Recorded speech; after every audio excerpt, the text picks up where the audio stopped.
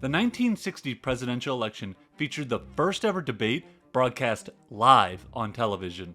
Americans would have the opportunity to watch and compare their two choices to lead the country from the comfort of their living rooms. The candidates for this debate could not have been any different. On the Democrat side, you have the young, handsome, and charismatic John F. Kennedy, the son of privilege with the innate ability to be liked. While on the Republican side, you have the champion of the regular person, the more awkward and grizzled-looking, self-made Richard Nixon.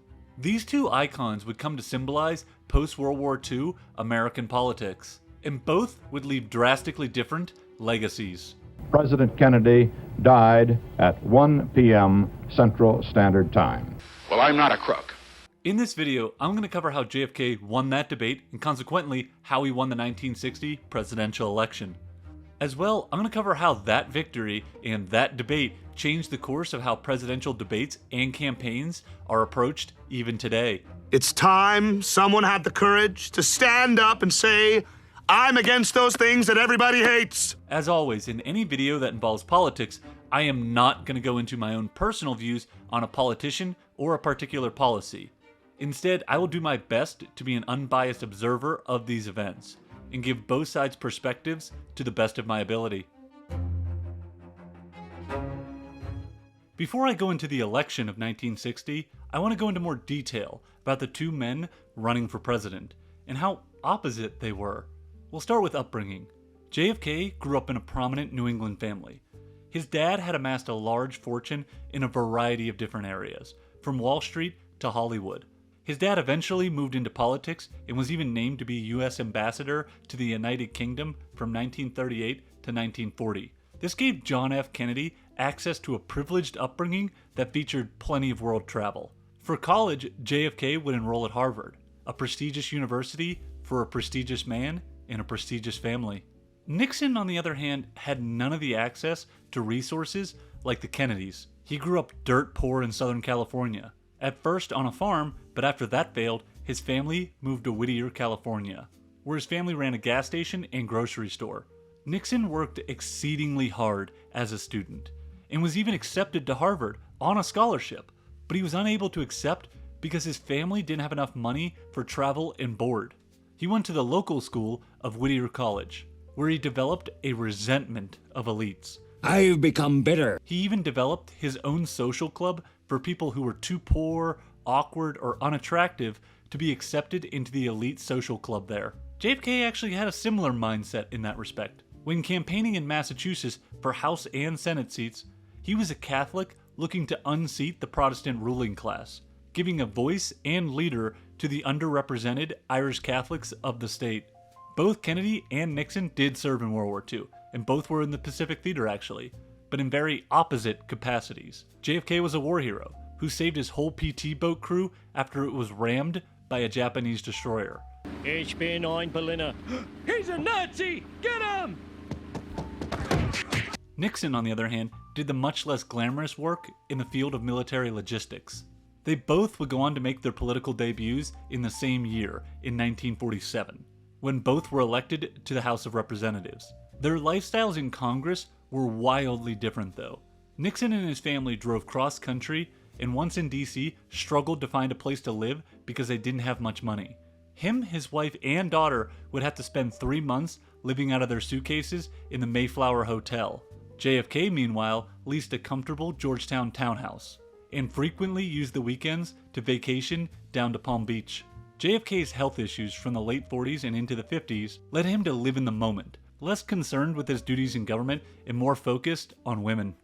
Being beautiful, that's how I get away with stuff. Nixon was the opposite. He never vacationed, and he took his responsibilities deadly seriously. He was known as the hardest worker in Congress during his time there. However, what Nixon couldn't learn was the exact thing that JFK innately exuded: charisma. Their personalities are where the opposite natures really showcase well. Kennedy excelled in social situations, like parties or events. That is where he truly shined or blossomed. He could charm or own the room in those circumstances. Nixon was the polar opposite. He grew up in a very traditional Quaker family that abstained from alcohol, dancing, and swearing. This gave him very little exposure to social events when he was growing up.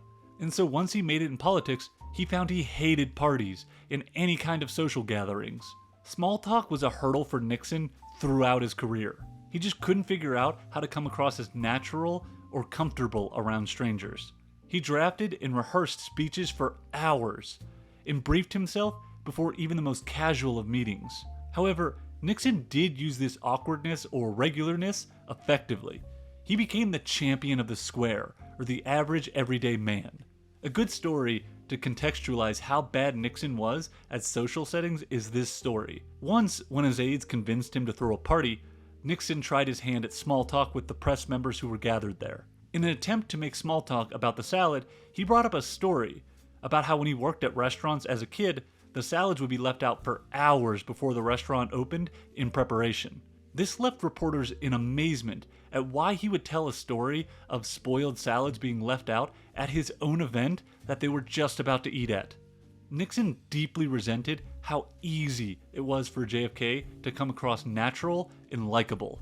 Another great gap between Kennedy and Nixon was with women. It is well known Kennedy had a way with women.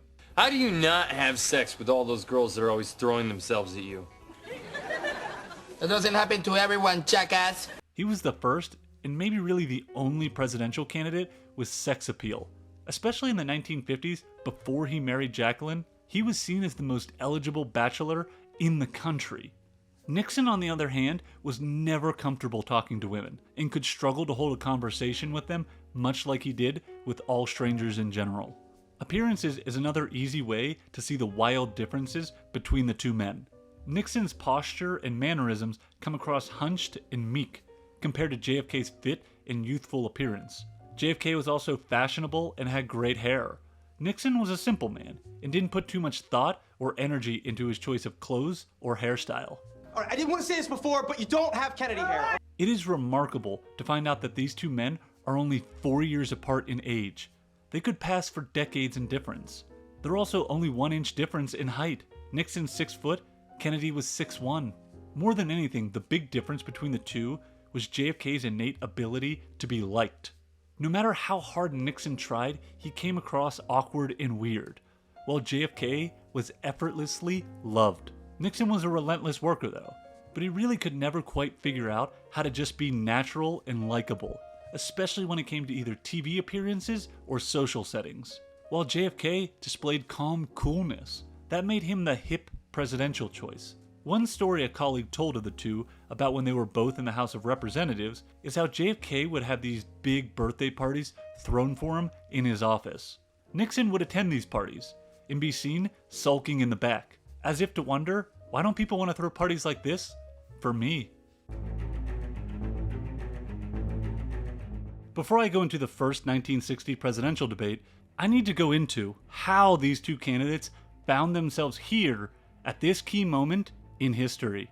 These two took different paths to the general election of 1960.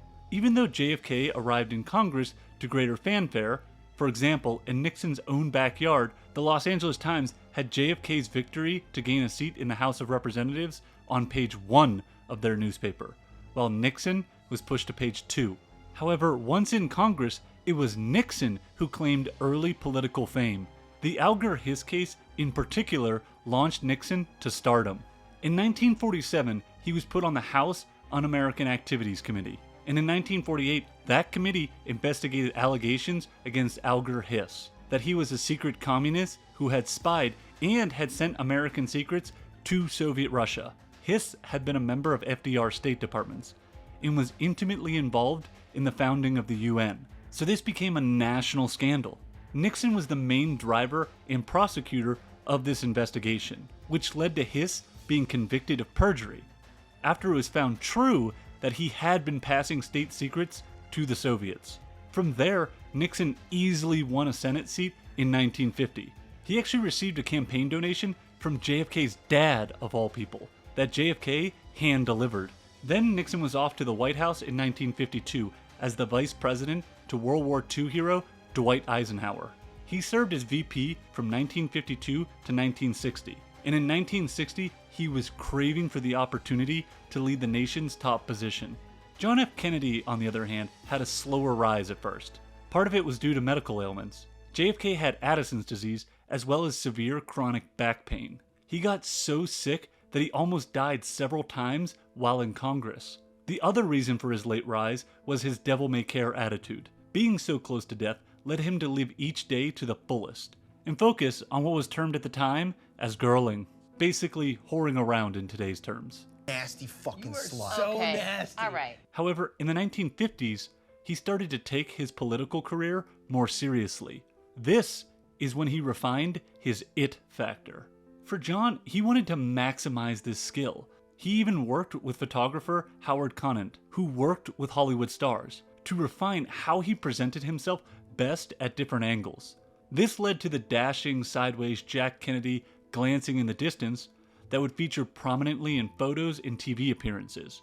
JFK was inventing a whole new political art form that is very common today, one that focuses on constructing the right image to capture the nation's attention. John F. Kennedy wasn't even supposed to be in the race for 1960.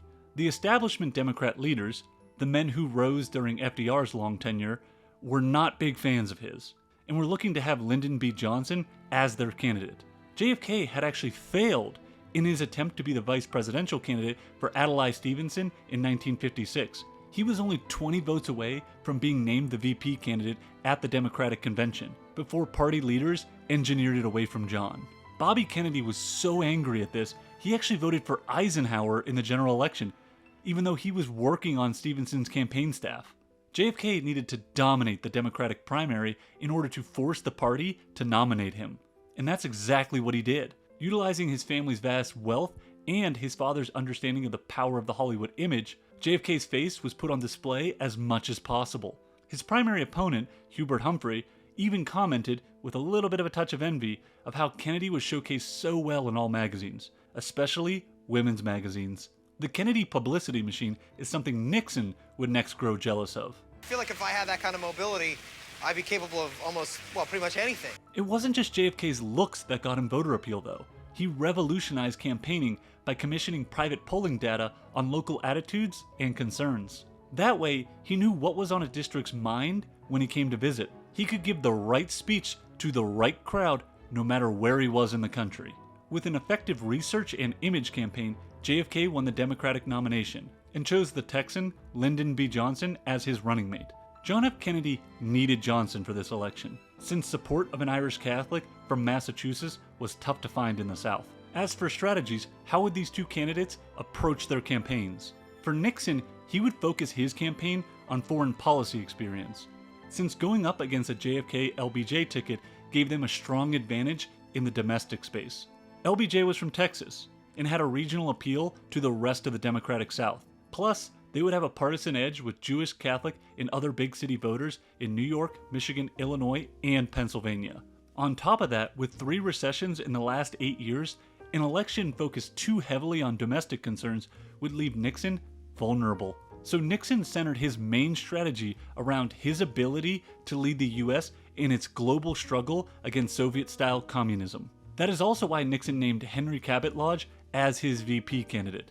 Lodge had actually lost his Senate seat in Massachusetts to JFK, but Lodge was extremely well versed in foreign policy matters, and so it signaled just how much attention Nixon would be focusing on global issues rather than domestic ones. If Nixon could properly convince the American people that experience in the current path was working, he would win this election. JFK, on the other hand, would focus his campaign strategy on America falling behind the Soviet Union, both domestically and internationally, with the need for an energetic president to lead a restless population out of that decline. Youth and energy over experience would be his rallying cry to get the US moving again. Kennedy also wasn't afraid to use his Catholic roots either. Catholic voters had sizable influence in states with the largest electoral votes. If Kennedy could manage to bring back Catholics who had voted for Eisenhower, the Democrats could take New York, Massachusetts, Rhode Island, Connecticut, Pennsylvania, and Illinois. And if he could woo those Catholics who had started to vote Republican in the 40s, the Democrats could gain New Jersey, Minnesota, Michigan, California, Wisconsin, Ohio, Maryland, Montana, and possibly New Hampshire. In that scenario, Nixon would be severely undercut. Nixon's anti-communism and anti-elitism appealed to Catholic voters throughout his career. and so this would be a tough challenge. JFK would focus most of his campaigning in swing states, like Pennsylvania, New York, and Illinois, while relying on Johnson to hold down the Southern vote for him. If Kennedy could rally the Catholics, as well as the other religious minorities, to circle the wagons, plus lock down the Southern states, that would mean victory. The two candidates were neck and neck throughout the summer of 1960. On August 16th, the Gallup poll had Nixon at 47% and Kennedy at 47%. Then on August 30th, it was Nixon 47% and Kennedy 48%. And on September 14th, it was Nixon 47% and Kennedy 46%. The first debate would not just be a landmark moment in TV history, but it would be key in how the public voted come November. On September 26, 1960, the public got their wish, as the two faced off in Chicago on CBS. This wasn't the first time these two debated. In 1947, they faced off against each other in McKeesport, Pennsylvania, which is just near Pittsburgh. The topic at hand was the Taft-Hartley bill, which focused on labor unions. In that debate, Nixon showcased his lifelong skill as a debater. He had a fighter's edge and challenged points effectively. However, JFK responded smoothly and confidently, never getting rattled and focusing his message for the audience. Fundamentally, these two men had two different approaches when it came to debates.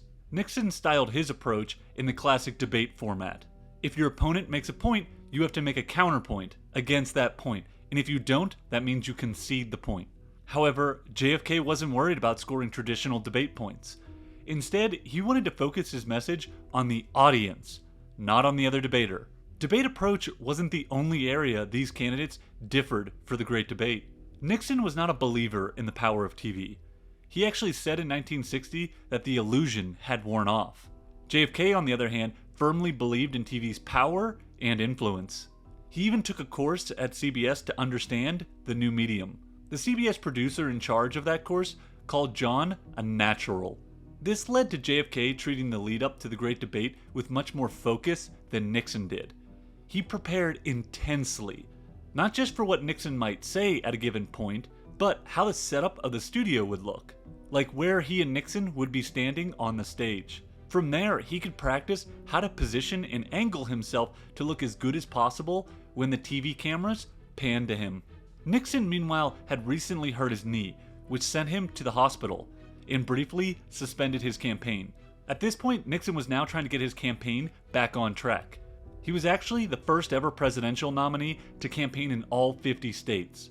That hectic work schedule led him to spend the night before the debate addressing rallies in 5 different Chicago wards. He even visited a rally and gave a speech at the Carpenters Union the morning of the debate.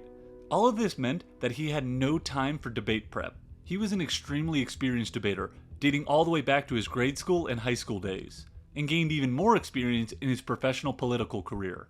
During debates was when he was at his most confident. People compared his skills to that of an assassin. Nixon firmly believed that his skills would carry him through this debate with JFK. This is when Nixon made his greatest miscalculation. Already recovering from injury and skipping warm-up practice, he chose the wrong debate tactic. He chose poorly.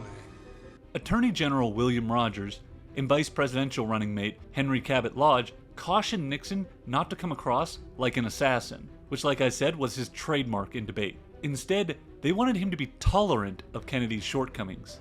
They were concerned Nixon would come across as a bully, compared to Kennedy's gentlemanly figure. However, it was late-timed and fundamentally against how Nixon operated. It was unauthentic to who he really was and how he had gained public appeal all these years. Changing tactics at this last moment would have dreadful consequences for Nixon. Before the broadcast started, Nixon's luck was not with him that day.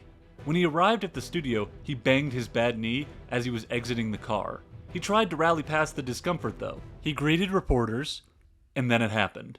The moment that could be said that turned the debate, and consequently the election, into JFK's favor, destroying Nixon's confidence. And that's when John F. Kennedy arrived. He was tall, tanned, lean, and wearing a well-tailored suit. The younger candidate was gleaming with energy and aura. The photographers who were just near Nixon flocked to Kennedy. Nixon stood there stunned. looking the polar opposite of the figure who had just walked in. Nixon was emaciated from his hospital stay, crippled, and pale. The psychological battle was on, and it was one that JFK would excel at. When he greeted Nixon, he acted coolly, even rejecting makeup when asked by a CBS executive right in front of Nixon. Nixon was then asked that same question, and after hearing Kennedy just reject the makeup, he also declined the makeup. Nixon remembered when Kennedy had made fun of Hubert Humphrey for wearing heavy makeup for a TV appearance. And more than anything, Nixon did not want to seem less manly by wearing too much makeup. Nixon would instead try to rely on a quick shave to cover his 5 o'clock shadow. What Nixon didn't really appreciate, though, was that recently Kennedy had smartly been campaigning in the California sun, while Nixon had been stuck in the hospital. There was precedent for this last-minute shave strategy by Nixon, though. He had used it successfully when he had met the Soviet leader Khrushchev. Unfortunately, it was much easier to look good next to Khrushchev than it was to Jack Kennedy. Nixon's complexion compared so badly to Kennedy's that CBS producers approached Ted Rogers, which was Nixon's television aide, and asked him if they were sure they liked what they saw on screen. And Rogers confirmed that they did. The minute Kennedy had entered the building, he owned it. Nixon was caught in awe of his opponent's aura. He sat in his chair and turned away, reeling for answers. It only got worse from there. With only 10 minutes before the broadcast, Nixon was behind Studio B, ready for when it was time to walk out on stage. However, Kennedy was still in his holding room. Nixon paced up and down, wiping sweat off his forehead, wondering when Kennedy was going to emerge. I'm freaking out. Okay. Then, with little time left before the broadcast started, JFK finally emerged, taking his place without even glancing at Nixon. It was a brilliant move that threw Nixon off balance just before they took the stage for the Great Debate. In order to understand the significance of this debate, you have to understand the context of the growth of TV in America. TV had grown massively in the United States over the decade of the 1950s to the 1960s. In 1950, only 1 in 10 American families had a TV set. By 1960, that number had rose to 9 in 10. That transformation led to 60 to 80 million Americans to be watching the great debate between Kennedy and Nixon. Those millions of people would be watching wildly contrasting figures on this night.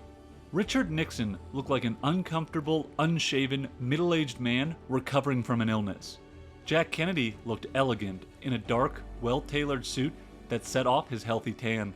Kennedy sat poised, his legs crossed, hands folded on his lap, completely in control, while Nixon had his legs awkwardly side by side, hands dangling from the chair arms, looking uncomfortable. Their faces sealed the deal. JFK could be seen looking like the picturesque image of a presidential candidate, while Nixon just looked worn out. The debate started off with a bang. The focus for this debate would be on domestic policy. Nixon's people believed that the audiences would grow with each debate, and since there were 4 scheduled, they wanted foreign policy to be covered in that last, 4th debate. Kennedy opened with a historic reference by comparing the current situation the U.S. was facing to the great turbulence of 100 years ago in 1860, when Lincoln took office. John then made an appeal to get America moving again. He stated the U.S. needed to be strong economically, not just to maintain American standard of living, but because economic strength would help in the fight against communism. He pushed for America to live up to its potential and become the nation of doers who had won World War II. I'm a dog! I'm a dog! I'm a dog! This opening sent Nixon scrambling because it tied domestic to foreign policy, a topic that was supposed to be covered in Debate 4, not Debate 1. Fuck you! Kennedy was playing the hawk on foreign policy in the activists at home. Nixon responded by trying not to come across like the assassin he had in his normal debates.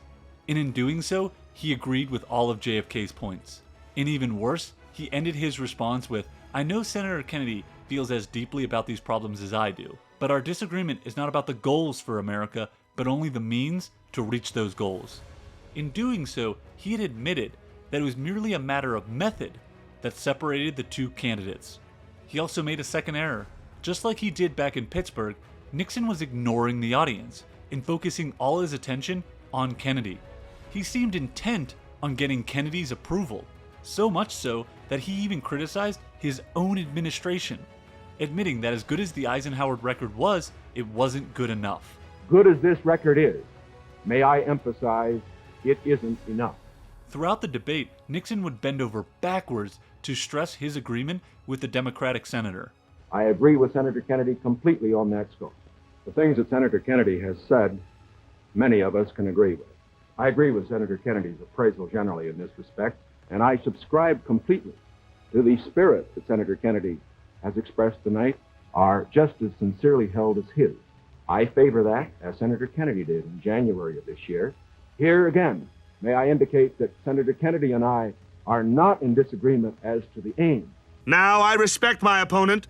I think he's a good man, but quite frankly, I agree with everything he just said. I think we can all agree on one thing. Well, came out as two things, but you get the idea. In the next stage, Nixon missed his golden opportunity to attack Kennedy for what his campaign had been pushing the hardest as the senator's greatest weakness, which was lack of experience. Senator, the vice president in his campaign, has said that you are naive and at times immature. He has raised the question of leadership. On this issue, why do you think people should vote for you rather than the vice president? JFK answered the experience question by stating that he had started the same year in government as Nixon did. And when the moderator asked Nixon his response, Nixon simply let it slide and said, "No comment." Mr. Nixon, would you like to comment on that statement? I have no comment. You can take more time to answer the question if you like. Okay. Nixon's entire campaign strategy had focused on needing an experienced leader for global issues facing the United States. And in their first debate, here was Nixon essentially acknowledging John Kennedy's lack of experience was a non-issue. More than anything, though, this debate was a battle of images, not words. Before the invention of TV, the president was a distant figure for most Americans. The only chance you got to catch a glimpse of the man was either photographs or if his train passed by a nearby town and he chose to stop and give a speech there. The most you would see of the president was in the newspaper, really. Then the radio was invented, and now the president's voice could talk directly into your home. FDR used this medium effectively with his fireside chats during the Great Depression and World War II. His was a voice that calmed a concerned nation during a time of great stress. However, television adds a new visual element that had previously not existed. Now the president wasn't just talking in your home, he was practically entering it. And with that new sensory exposure, Americans started to become more and more aware of the image their leader projects. JFK was the perfect candidate to break out on the new medium. In a debate against the polar opposite Nixon was the perfect contrast to showcase JFK's strengths at their peaks. Millions of Americans saw Kennedy appear comfortable on camera, while Nixon looked awkward. JFK maintained eye contact with the viewer, while Nixon shifted his gaze back and forth between the camera and the panelist, making him appear shifty, a description that still sticks with Nixon today. To express my fondness for Duff beer. I'd also like to express my fondness for that particular beer. Kennedy sat calmly, while Nixon moved around, unable to settle into a comfortable position due to that knee injury. JFK had a smile that was practiced and perfected. Nixon smiled with his mouth, but not with his eyes, making him appear insincere. And when Kennedy was pressing Nixon on tough issues, the camera caught Nixon wiping sweat off his face. Oh, God, dude, I'm sucking ass! However, when Nixon made points, JFK could be seen taking notes, or using a sly smirk, as he concentrated on his rival's answers. Once the broadcast ended, it was clear to those who had watched that Kennedy was the winner, and their opinion wasn't reserved to just one debate. Nixon's VP candidate, Henry Cabot Lodge, stated, "That son of a bitch just lost the election." Nixon, for his part, would never watch the tape of that first landmark debate. Ironically, those who listened on the radio and missed the visual component of the debate actually felt like Nixon had won. None other than Kennedy's own running mate, LBJ, who had followed it on his car radio, gave most of the points to the Republican. Even more fascinating is that, like I said earlier, this is not the only debate between these two candidates. They matched up 3 more times before the election. It is actually widely believed that Nixon was the winner of those 3 debates, but the damage had already been done. None of these other debates would match the fanfare or the viewer base of the Great Debate. The first encounter would decide for millions who they believed should lead the country forward. A Gallup poll told the story. After weeks of a neck-and-neck race, JFK steadily pulled ahead, 49% to Nixon's 46%, while opinion on the debate itself found 43% of viewers believed Kennedy had won, and 29% called it a tie. Only 23% gave it to Nixon. JFK went on to win the election by a historically narrow margin of 49.7% to Nixon's 49.5%. The popular vote total tells the story of just how close this election was. Kennedy captured 34,227,096 votes, while Nixon received 34,107,646 votes. That's only a difference of 119,450 votes. The electoral score was Kennedy 303 and Nixon 219, with pro-segregation candidate Harry Byrd getting 15 electoral votes from Alabama and Mississippi. The story of the 1960 presidential election, told now, focuses heavily on the Great Debate as the factor that decided the election. That can be a little overblown in context. For starters, even after Nixon's god-awful performance, he still barely lost. What gets buried under all the talk of the Kennedy aura and how likable he was is that Nixon was likable in his own way. He was the champion of the everyday person, who resented the powerful elites who ran the country and media. Those looking down on the squares or the little guy. That's where Nixon thrived. Nixon's appeal to that silent majority would lead to him making a remarkable political comeback. But before that comeback, he would have to endure a tough loss at the hands of John F. Kennedy. There were a variety of other factors that led to that loss. And those factors are what I'm going to cover now.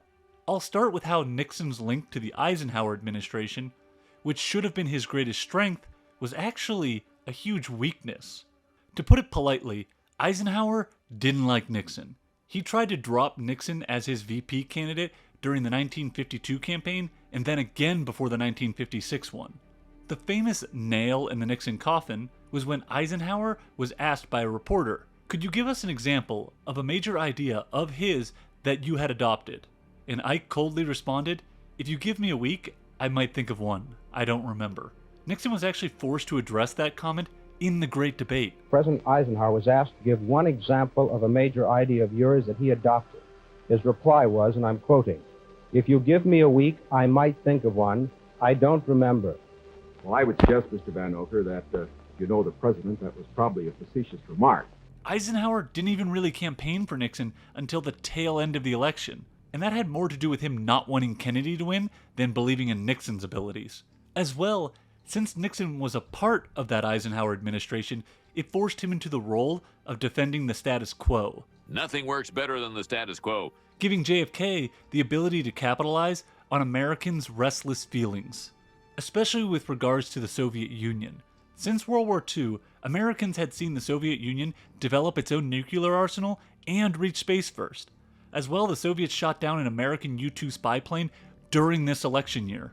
To amplify that concern, JFK played up the notion that there was a missile gap growing between the US and USSR, which favored the Soviets, and had happened under Nixon's watch. Because Eisenhower was so beloved by the American people and the media, any feelings of restlessness or disappointment fell squarely on Nixon as he ran, and not on the famous general. A good example of how Kennedy capitalized on this restlessness with regards to the Soviet Union, and how Nixon had his hands tied, was with Cuba.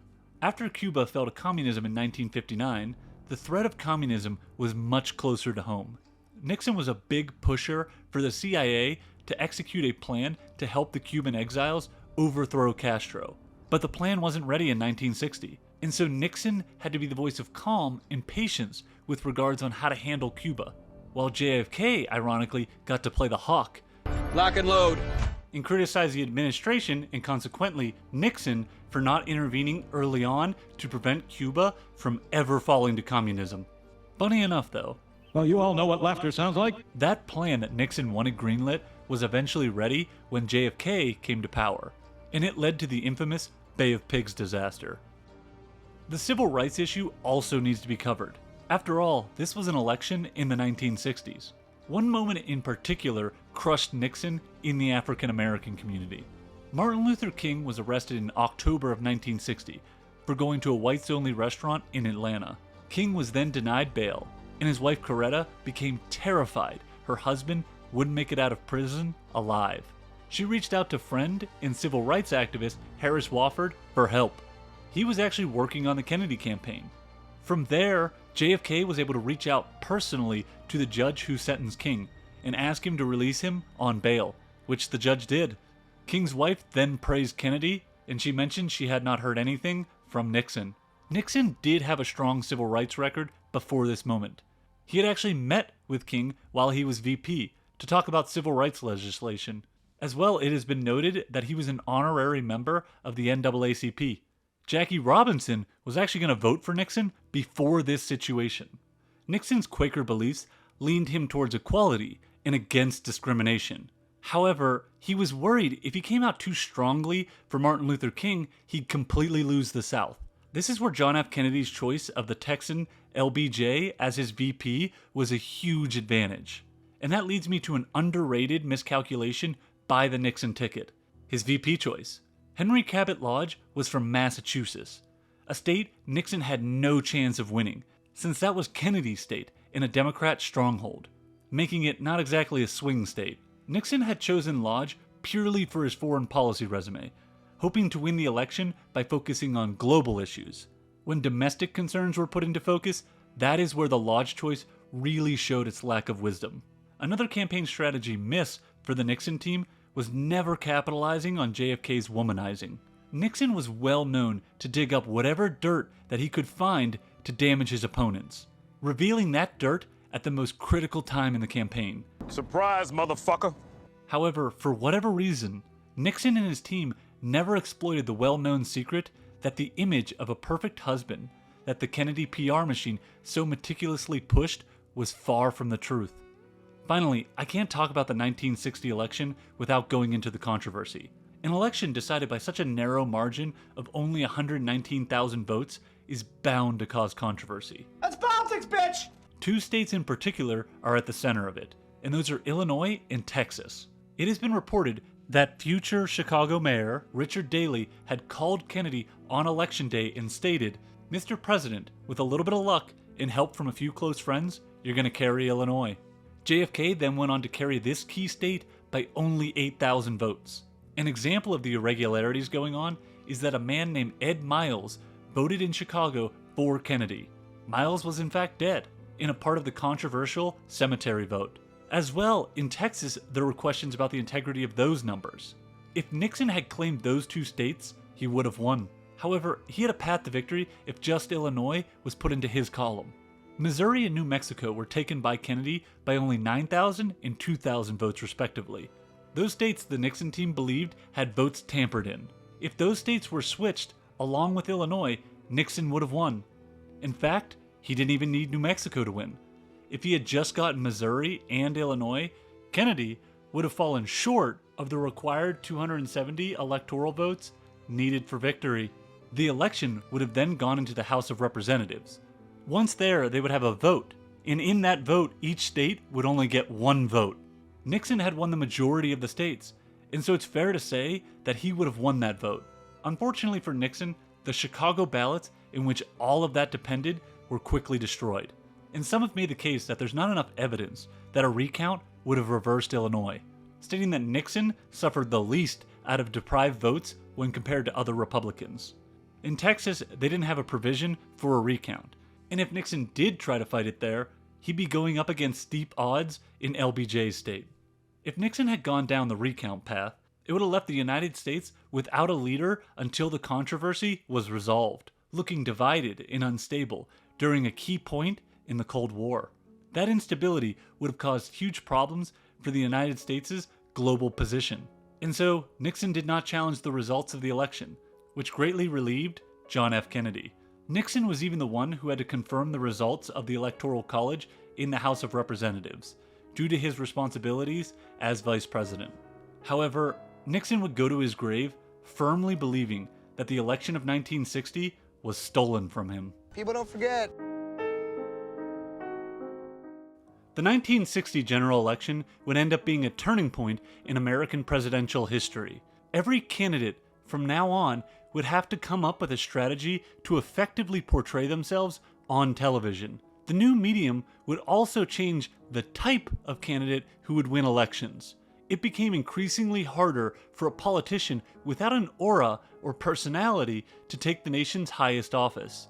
Well, that hurts my feelings. Politicians would have to be part actors, playing for the cameras in order to stand out.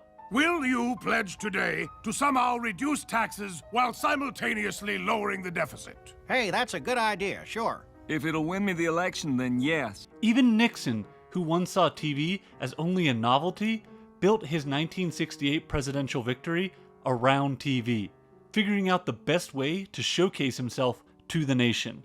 He would also actively avoid TV debates against Hubert Humphrey. Debates, the area he once excelled at and felt his most confident, he now avoided, all because he was scarred from the memories of 1960. That scarring didn't just reveal itself in avoiding debates, but also a fear of the aura of the Kennedy family. Even with JFK not in the race in '68 because of his death, Nixon was terrified of running against Bobby Kennedy. And after Bobby was assassinated, Nixon was then concerned with Ted Kennedy. Fear of a Kennedy restoration and anger at a media he felt had given him unfair treatment while romanticizing the Kennedys led Nixon ultimately to his political doom in the Watergate scandal. Nixon was desperate for information to keep ahead of his political competition, and was eager to find any controversial material that could be linked to JFK and the Kennedys, leading Nixon to push advisors to find incriminating links from JFK and the Kennedys to the Bay of Pigs disaster, as well as the Diem assassination in Vietnam.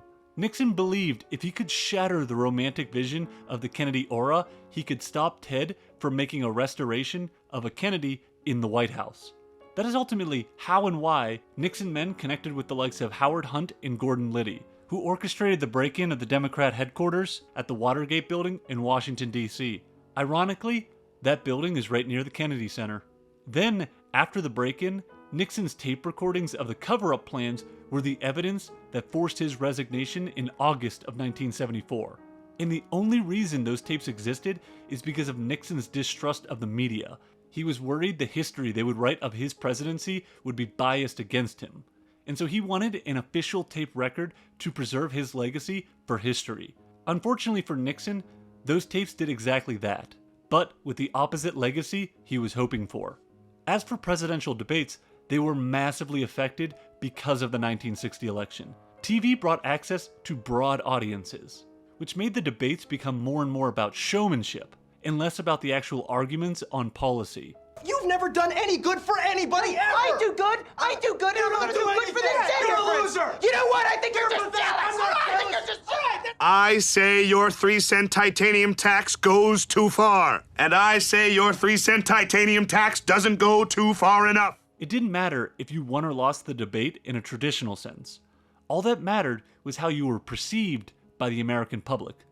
Was the candidate likable, witty, funny? Is that someone I'd see myself grabbing a beer with? Those were the traits Americans started considering when picking their leader. And with that, I want to leave you with a montage of some of the wildest and best debate moments since that memorable Great Debate of 1960. Practicing fuzzy math again. There's differences. There you go again. There is no Soviet domination of Eastern Europe, and there never will be under a Ford administration. It's just awfully good that someone with the temperament of Donald Trump is not in charge of the law in our country. Because you'd be in jail. Secretary Clinton. In the 1980s are now calling to ask for their foreign policy back. And makes a lying accusation about my wife. The Washington Post. That doesn't make it true. Are you saying they lied? I'm saying that I never funnel any money to my wife's law firm. I will not make age an issue of this campaign. I am not going to exploit for political purposes my opponent's youth and inexperience. You've called women you don't like fat pigs, dogs, slobs, and disgusting animals. Your Twitter account... Only Rosie O'Donnell. Get the transcript. He did, in fact, sir. So let me call it an act of terror. Can you say that a little louder, Candy? Question right here. Yes, how has the national debt personally affected each of your lives? I don't think I'm that bad. You're likable enough. Thank you so much. Senator, you're no Jack Kennedy. That was really uncalled for, Senator. This is an attack piece. That is not by my campaign. What says paid for by John McCain? That is not by my campaign. It's 3 agencies of government when I get there that are gone. Commerce, education, and the, what's the third one there? Let's see. You mentioned the Navy, for example, and that we have fewer ships than we did in 1916. Well, Governor, we also have fewer horses and bayonets. And I believe I can. All right. I was 8 handicapped. Yeah. 8. But I have, you know how many? I've seen you swing. I know you swing.